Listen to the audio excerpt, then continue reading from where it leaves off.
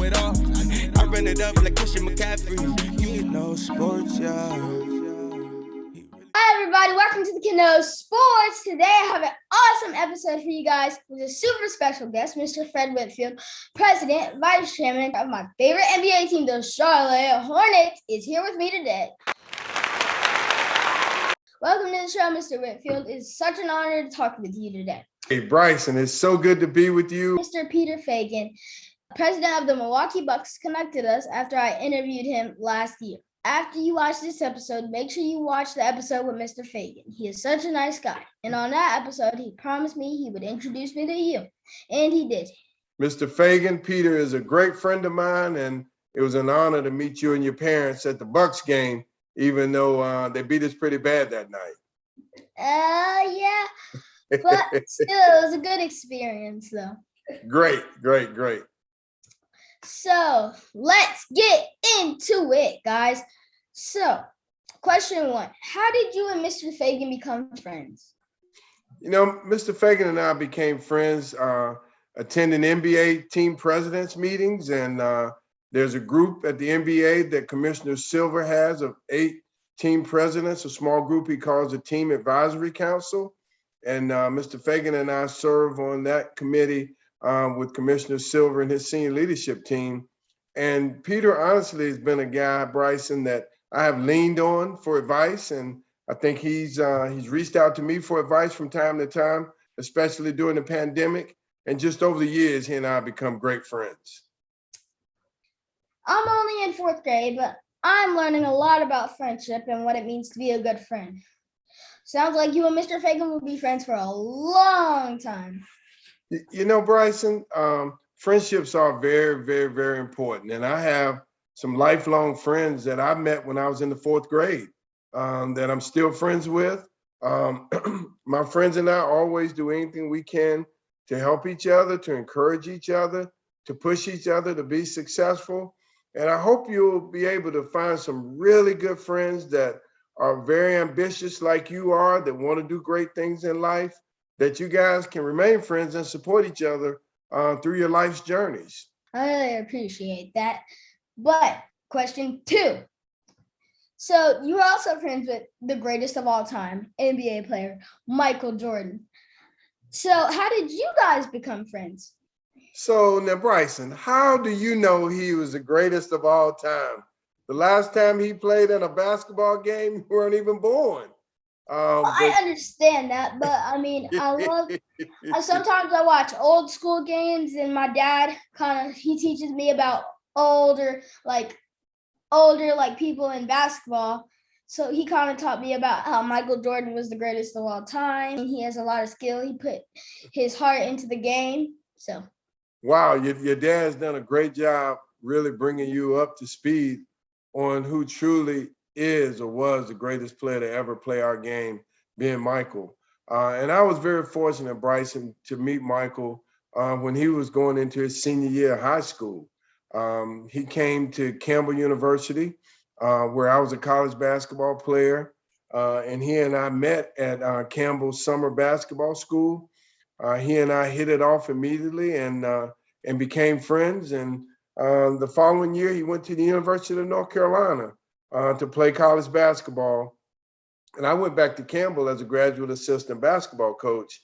And because our friendship had grown, when we didn't have games and I was able to, I would jump on the highway and drive 45 minutes to Chapel Hill and watch him play for the Tar Heels. And so our friendship just grew, over time. And before I knew it, I was going to, 10 or 12 Carolina games a year. In the summer times, I was playing pickup basketball with him. And then our friendship just continued to grow even after he moved on to play in the NBA. That is awesome. I mean, I thought I had some cool friends. You have some super duper cool friends. Well, yeah, I tell you what, Bryson, is pretty interesting. Michael and I are coming on 40 years of being friends and spending time working together. Most of my professional career, I've been honored to be one of his sports lawyers and work on, all facets of his business, whether me being one of the sports attorneys in the firm that represented him as a player, or working at Nike basketball with him, or working at the Washington Wizards with him on the basketball side. And then at Jordan Brand, I worked alongside him and helped grow his personal brand. You probably own some Jordans. Yep. And then last but not least, he and I have been here together with the Charlotte Bobcats / Hornets for the last 16 years. So we go 40 years back and have been great friends, and also have done a lot of business together and supported each other. That is great. Do you and Mr. Jordan hang out when the Hornets aren't playing? We do. Again, when you talk about these lifelong friendships, you enjoy doing things with your friends that aren't always business. And our Hornets business, clearly, we do that together. We're partners. I was fortunate that he allowed me to invest with him as a partner, but he also allowed me to invest with him in his new race team with Denny Hamlin. So we enjoy going to NASCAR races together. We were just at the Daytona 500 several weeks ago, pulling for our two drivers, Bubba Wallace and Kurt Busch. But even when we aren't going to races or we aren't going to basketball games, I certainly enjoy going down to Palm Beach and playing at his golf course, Grove 23, and then just doing fun stuff together that friends do, that we've done so many of those things over the last 40 years. That is great. That is super great. And I love how you know how to pick friends, and I love how you know who can be your friend for a long time and who can be your friend for a short time. But I love how you just figure out and know who is going to be there for you. Well, Bryson, you don't always know. Some people, I say, come into your life for a season or a reason, and don't end up being a long lifetime friend of yours. I probably only have 5 or 6 people that I can truly say have been with me through thick and thin, through good and bad, over a number of years, and Michael happens to be one of them. So I truly believe if you end up when you're my age, and have 4 or 5 friends that you can count on that can count on you, I think you're very fortunate. Okay, got it. Thank you for the advice. What is the best part of being the president of the Charlotte Hornets? I'd say the best part, Bryson, is being able to work with a great team of people. Organizations are only as strong as the people that work within the organization. And as I mentioned a little earlier, I started as team president in 2006, July of 2006. So I'm in my 16th season. When I look around my senior executive team, almost all of my senior executive team has been right there with me as my partner throughout the whole 16 years. And so when you think about, representing a team that you probably remember this, we only won 7 games one year in an NBA season. It was a shortened season. When we've had other challenging seasons and not won a lot of games, to be able to keep your leadership team together, be able to build a culture where we all, are out in the community, building relationships with our corporate partners and our season ticket holders. I think having those great teammates has been the most fun. And then when you go through something like the pandemic, when you're working remotely from home, working virtually on Zoom, to be able to have those strong relationships, I think it's helped us sustain our business. And so it's a lot of fun because even though we work together, we're also friends and we also like each other, which makes it a lot of fun to be the president of an organization that has great people. Like you just told me, you've been with the Hornets since 2006. What have you been most proud of since joining the franchise? I'm proud of quite a few things, Bryson, because 16 years is a long time, but I'll name a few.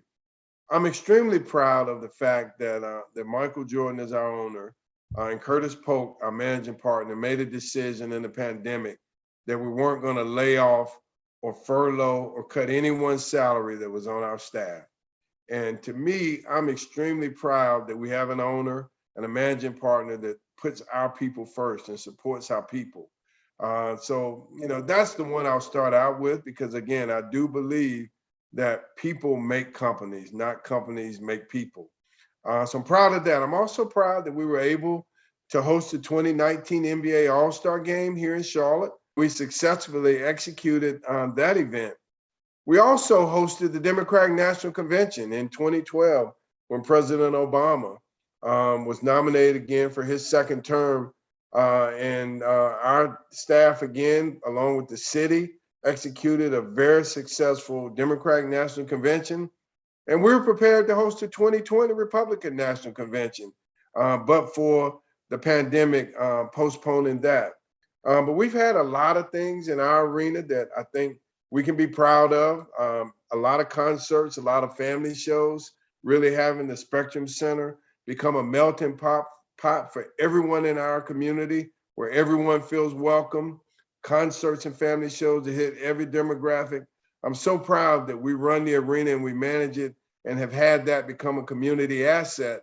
And so there's just a lot for our organization to be proud of. And again, it's our people that have done it and have successfully delivered on behalf of the city of Charlotte. I love how our organization has like a lot of things that we can be proud of. I love the fact that you said we, because that means you're a part of our organization. You're a part of our team. You know, you're the part of our future. You're our next generation of Hornets fans. And so nothing warms my heart more than to hear you say we are doing this together, because we literally are, and we couldn't do it without great fans like you. Thank you. So I recently saw on Instagram that your nonprofit Hoopty Charities donated $500,000 to my school, Charlotte Country Day. This is a very exciting news for my school. And I've been at Country Day since kindergarten. And next year, I'll be going to the middle school campus. And I can't wait. So how did you end up partnering with Charlotte Country Day? Well, I tell you, Bryson, we were so fortunate at Hoopty Charities, which is my personal nonprofit, to be able to partner with the D-Light Foundation. Again, one of my close friends who wanted to honor his wife, Denise Shaw. Henry Shaw is my friend whose wife died, and he wanted to find a way to honor her and have a legacy for her. And once I met Mr. Mancos, David Mancos, who you know is the interim head at Charlotte Country Day, the idea came about that we should form a partnership, and we should work hard to try and identify 4 underserved kids, minority kids, hopefully 2 boys and 2 girls, that ordinarily couldn't afford to come to Charlotte Country Day, and put them through and pay for their full tuition, activities, fees, everything for the 9th grade through the 12th grade, so that they can get that same great educational experience that you're able to get from kindergarten on through. I see how smart you are. I see how driven you are. And our goal through Hoopty Charities and D-Light Foundation as well is to offer kids who want to have a different educational experience that opportunity to attend Charlotte Country Day. You know, I grew up in the public school system in Greensboro, and my mom was a 35-year public school teacher. And there's certainly so many positive things that happen in the public school, but there are also very positive things that happen in a private school environment like Charlotte Country Day. And some kids want and deserve that opportunity. And those that may not be able to afford it, we want to identify 4 of those really talented, bright young people that will be able to take advantage of the great education that you're enjoying as they go through the 9th through the 12th grade. Thank you for donating to my school. Thank you for supporting my school. I really appreciate it. Absolutely. Can you tell me more about Hoopty Charities and what inspired you to start it? Yeah, that's a great question, Bryson. A lot of people don't really know the history behind Hoopty Charities, but it really started with my basketball school. I started a basketball school in 1985 called Achievements Unlimited Basketball School, and I started in Greensboro.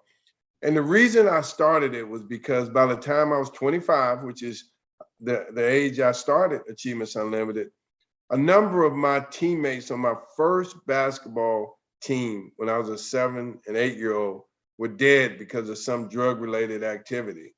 So when Michael Jordan, Johnny Dawkins, David Henderson, and Ralph Sampson agreed to partner with me to start this basketball school, it was about so much more than basketball. It was really about using basketball as a hook and then teaching young people how important it was, particularly underserved young people that came from a housing project that these young people that my teammates grew up in, teaching them how important education was and how important it was to stay drug-free. That's how it all started. So next summer, we'll be hosting our 37th year of Achievements Unlimited Basketball School. We've had over 15,000 kids come through our program, almost all come at no cost through the YMCA, the Stratford Richardson YMCA, the McCrory YMCA, Boys and Girls Club, and also the Police Athletic League here in Charlotte. But it all started in Greensboro. So I did 25 years of my basketball school in Greensboro. We've done another, 11 years here in Charlotte. So next summer will be our 12th year in Charlotte. But along the way, more and more celebrities became involved with me with my basketball school, and many of them enjoyed playing golf. So we decided to start a nonprofit called Hoopty to be able to help raise money to help underserved kids not just go to Achievements Unlimited basketball camp, but to go to other youth programs that teach young people from really, really challenging neighborhoods and communities how important it is to stay drug-free, how important education is. And so we sent kids to all different kind of camps across the country. We've supported great organizations in Charlotte like Carolina Youth Coalition or Young Black Leadership Alliance, Classroom Central, other great nonprofits that are reaching out in the community. The Metro School, who serves disabled kids, and let all those kids have an opportunity to have educational activities, and Hoopty Charities has done that. So we've now hosted 17 Hoopty Celebrity Golf Classics to raise money to provide grants to other organizations in the community. And we just hosted last Monday our first Hoopty Legends Dinner here in Charlotte at Stake 48, which was a huge success. We had Coca-Cola Consolidated as our presenting sponsor. We sold out Stake 48 to companies and corporations in one day, and had companies like Bank of America and Lowe's and Ernest & Young and ACN and Maserati of Charlotte come in as sponsors of ours and just get behind our efforts and do everything they can to help us continue touching underserved kids and providing opportunities for them. That is amazing. My family recently started a scholarship in front of my Papa Bobby's life. I'm excited to be able to help kids go to college. It feels good to give. It really does, Bryson. And, I think the more that you continue to become successful as a young person and go on with your career, I think you will feel even better about the opportunities that you're given to give back and be able to support others and other young people, help them be able to follow their dreams, because to whom much is given, much is required. And I truly believe that the more and more successful people are in their careers, the more they should give back and actually trying to help other young people be able to chase their dreams. And you're certainly going to be one of those successful people in whatever endeavor you decide to go, whether it's an athlete or a doctor or a lawyer or a military officer. The road's wide open for you, and you're going to be able to pick and choose, where your passion is for your career. But I'm confident that you'll enjoy doing what you're doing there and giving back to help others in need. Thank you. That means a lot coming from the president of the Hornets. So back to the Hornets. So tonight we have Oklahoma City Thunder. Wednesday we play the Hawks. Saturday we play the Mavericks. I'm hoping we can win these 3 games. I really think it's possible. How are you feeling about the season at this point? Bryson, these 3 games are huge for us. Our season has been up and down. I love our young team. I'm sure you're excited to see LaMelo and Miles and Terry. And the way we play, our style of play is just so exciting, which is why I think our business has done so well. Right now, we're sitting number 3 in the NBA in new season tickets sold. We've renewed all of our major sponsors that came up for renewal and have grown those partnerships, Coca-Cola, Bank of America, just to name 2. But I love our team on the court. We've just lost too many close games. I think we're 1-7 in overtime games. We've lost 6 out of 7 overtime games. I think I heard the other day we've lost 12 games by 5 points or less. We need to win these close games down the stretch so that, hopefully we can get in the play-in tournament. And I think it's an outside chance we might be able to squeak back in the 6th spot, but that's a long shot. But if we can get in the play-in tournament and win and then get into the playoffs, anything can happen. So I'm encouraged by our team. I think we're starting to turn the corner. We played great the other night in New Orleans and finished strong. Again, I love, the way we play. Isaiah Thomas has been a great addition. Montrezl Harrell has been a great addition to our roster. And I just think Mitch Kupchak and Buzz Peterson and their staff have done a great job in just 3 years, completely turn our roster over and giving us a lot of great hope and excitement for the future. Yeah, it's really, I love how our team is young, but we still have a lot of talent. Yes, we do. Yep. Do you think instead of the playing game, do you think we can make the playoffs, or do you think it's going to have to be the playing game against the Hawks? Because that would be tough, because then we'd have to go against Trae Young and John Collins, and then they would have to carry their team.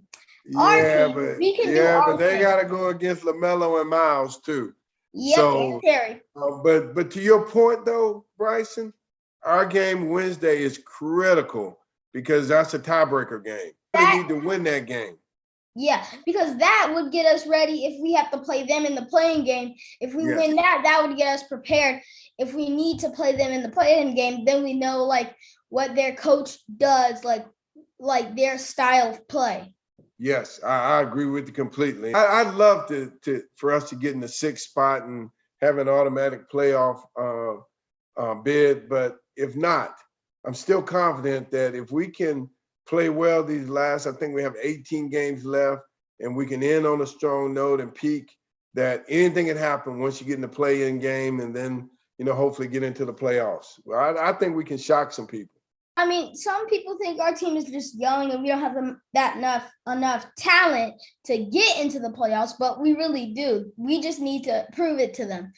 But I really think if we can show them that we can beat the Hawks, then that will prove it to them, because the Nets, they're a super team. And that was one of my other questions. How do you feel about the Nets as a super team in the NBA? They traded James Harden for like Seth Curry and a bunch of others. So their team is kind of a little bit overpowered.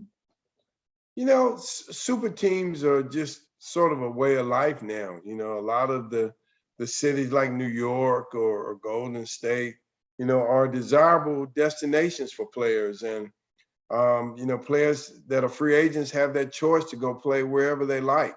But with that being said, when you look at the Milwaukee Bucks, who drafted well and drafted Giannis, and they've developed him and started to build a team around him to be able to win a championship, and then when you look at Phoenix, who was in the finals last year, another small market team that became a desirable place that Chris Paul, who could have gone anywhere, decided he wanted to play, and Monty Williams has done a great job as a coach.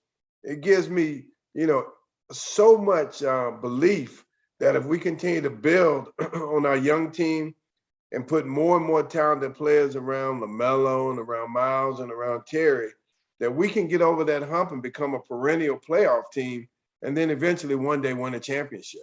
But realistically thinking, if we can get to that second round of the playoffs, I think that'd be a big step forward. I think next year, continue to move in the right direction and get to the Eastern Conference Finals, and then, maybe get into the finals. And then, 3 years down the road, there's nothing to say that we can't do exactly what Phoenix has done or exactly what Milwaukee's done in developing our young players and adding pieces and becoming a serious playoff team.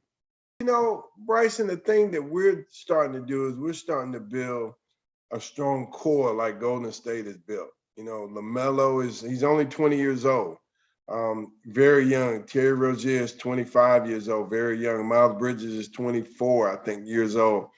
Again, any given night, any of those three can have a great night and bust out for 35 or 40 points.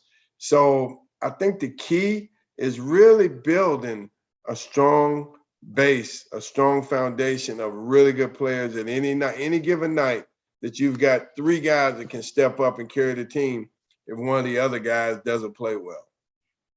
Yeah, I mean, we have a really small but really big team at the same time. We have a lot of good players. We have a lot of players who can step up. And I love how our team gives everyone like a chance. We're like our own super team. We are. I agree. I mean, I just love our potential for the future. And being young and watching the way Coach Borrego develops our players, he and his staff, and watching all the progress that Miles Bridges has made since he's been here, and Terry Rozier, their progress, and even LaMelo's progress from last year to this year. But we certainly need to add another couple pieces to our team. And I know Mitch and Buzz and their staff are scouting a lot of college games, looking for, future draft picks, as well as looking at free agency when July 1st comes to see if we can add another piece here and there that can take us to the next level. We can do a lot of big things, but we can also do things that make us have a chance at making the playoffs. I love how we can do things in our own way. Yep, I agree. I agree completely. What is the hardest part about being the president of the Hornets? The hardest part, Bryson, is every day is different. Every day, I'm managing, something else either within our organization or out in the community.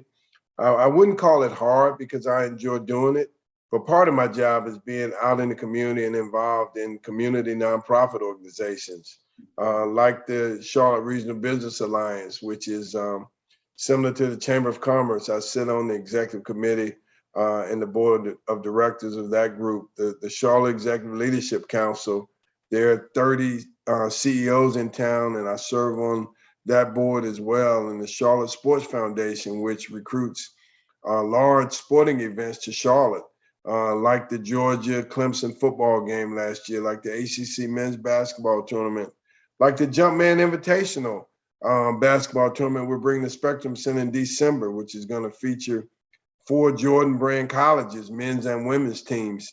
I sit on that board as well at the Sports Foundation. So it's not difficult, but it takes a lot of working your schedule and managing your schedule while you're out in the community doing the community nonprofit initiatives. You still have to oversee the business of not just the basketball team, but also Spectrum Center. So there's something different coming every day. When I look at my daily schedule, that's a part of my day. So I wouldn't say it's difficult, especially when you have a great team of people to work with and within your organization. It allows me to be able to go out in the community and do the things I need to do to represent our organization, but also know that everything is being managed the way it should be managed inside our organization. I also love going to the Hornets game. I love home games. They're so much fun. And if you ever need a kid reporter to cover a game, I'm your guy. You are my guy, for sure.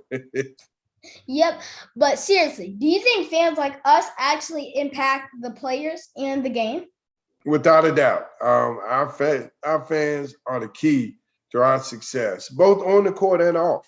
The energy that our fans like you, Bryson, bring night in, night out is what really energizes our players. To play their hardest, to give their best. They love playing in front of our home crowd. And so absolutely, being able to average 17,000 fans a night for all of our games this year and the energy that those fans bring certainly are very, very important to our players on the floor and keep us going. So what sports did you play when you were a kid? I played basketball, obviously. I played baseball, and I ran track in high school. I was a high jumper on the track team. I played baseball when I was a young kid. Played Little League baseball and some Pony League baseball, and then I gave that up. But basketball was my sport. I started playing it as a 7-year-old and was fortunate to play it all the way through high school and then to receive a full college scholarship to play at Campbell University. And so basketball was really my meal ticket to get a free education. I love basketball, but I also am passionate about football. So I play football. My football season is about to start soon with New Age flag football. I Oh, also good. play soccer, basketball, and I play chess. Oh, wow. I wish I knew how to play chess. I'm afraid of you in chess. But it does not surprise me that you're probably a really good chess player. But football was just, I went out for practice, went out for the football team at Windsor Community Center, and wasn't that good. They put me a wide receiver. Decided to focus on basketball and try and see if I could have it, do what it did, earn me a college scholarship. I read that they recently retired your basketball jersey at Southeast Guilford High School, home of the Falcons. What's your best memory about your high school basketball career? Probably my best memory was having great teammates. Believe it or not, this is going to scare you. I graduated from high school in 1976. 1976. And I am still friends with probably 5 of my high school teammates. And so my best memories weren't the games that I scored 30 points or, grabbed 18 rebounds, or even making all conference, all city, county, in Guilford County. My best memories were the times that I spent with my teammates and the friendships and relationships I built with them that to this day still last. Just ironically, one of the guys I played against in high school, Randy Tuggle, who played at Northwest Guilford High School, he and I played together as freshmen at UNC Greensboro before I transferred to Campbell. And it was very sad. He passed away about a year ago from cancer. But it was amazing that he and I had maintained a relationship from 1976, really 1975, until the day he passed away. And I feel so honored that I was able to have him be a part of my life all those years. And I was very sad to see him pass away. But I think sports does that to you. Sports allows you to build these lifelong relationships with people that you care about, that care about you. You get to know their families, they get to know your family, and you become bonded together. And Randy was a guy that, even though I played against him in high school, became one of my lifelong friends. And also, you coached the basketball team at Campbell University while getting your master's degree. Was that hard? It was, Bryson. Going to graduate school is hard enough already, trying to, earn your MBA. And I got my master's degree in business administration. So that was hard. It was a 2-year program. And to work full time, which is what I did as a graduate assistant, I coached basketball during the day and traveled with our team to all of our away games and coached at our home games. But I also had to maintain my studies while I was working on my MBA. So it was not an easy 2 years, but it's certainly 2 years that I'm happy that I persevered and made it through and was able to graduate with my master's degree and also enjoy being an assistant coach for the Fighting Camels. And you're also an attorney. Has being a lawyer helped you with your career in sports and entertainment? It has, Bryson, one of the things that I learned once I got in law school and I went to North Carolina Central University School of Law was that you don't have to practice law. Once you get your law degree, it'll help you do whatever you want to do and really add some additional tools to your toolbox. I did actually practice law for a while in Greensboro. I had my own law firm and actually had a couple of law partners, but I always wanted to work in sports. And what my law degree has done is allowed me to think more critically, to look at situations and evaluate them a little differently, because law school teaches you to really analyze situations a little different than non-lawyers do. And so I use, my master's in business administration degree, my economics degree, my undergraduate degree, and also my law degree every day in what I do to help run and manage our organization. I just don't really know what tool I'm pulling out of my toolbox because it becomes part of my DNA and just how I evaluate situations, how I think, how I negotiate, how I try and manage our team. All those are the things that I think all the education that I was so fortunate to get has really helped me become who I am. And I venture to say, Bryson, that if I didn't have my law degree, or if I didn't have my MBA, or I didn't have my undergraduate degree in economics, I probably wouldn't be able to have the job that I have today, or be, as successful as I hope I'm being in my role. And so I'm grateful that my parents did really encourage me to get as much education as possible. Both of my parents have master's degrees, which was not the norm when they were coming up in the 60s in North Carolina. But they both went to school, got their college degree, and got their master's degree, and always encouraged me to get as much education as possible, and that it would be the difference maker in my career as I moved on through life. That is great. So what do you do for fun when you're not working? Well, I'm a bad golfer, Bryson, but I like to play golf. So I play golf, and also my wife and I love to travel when we get an opportunity. So we've enjoyed traveling all over the world. Actually, been very fortunate to have been a lot of places and travel with friends. But I love going to other sporting events. I love to go to tennis matches. The U.S. Open is always one of my favorites up in New York. Love to go to golf tournaments. The Wells Fargo Championship is always fun, and I try to get down to the Masters for one day each year, and the U.S. Open if I can. I love NASCAR. NASCAR is one of my favorite sports, and again, as I mentioned earlier, I'm fortunate to be a partner in 2311 Racing. So my wife and I'll get to 6 or 7 or 8 races live this year, which is a lot of fun. But I just love sports overall. I love soccer, and been very fortunate to travel all over Europe and go to professional soccer matches at the Arsenal or Leicester City or FC Barcelona or Manchester United.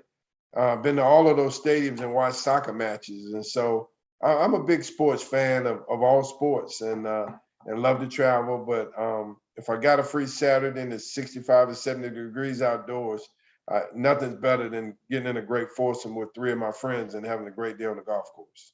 And thank you for taking time out of your busy day just to talk with me.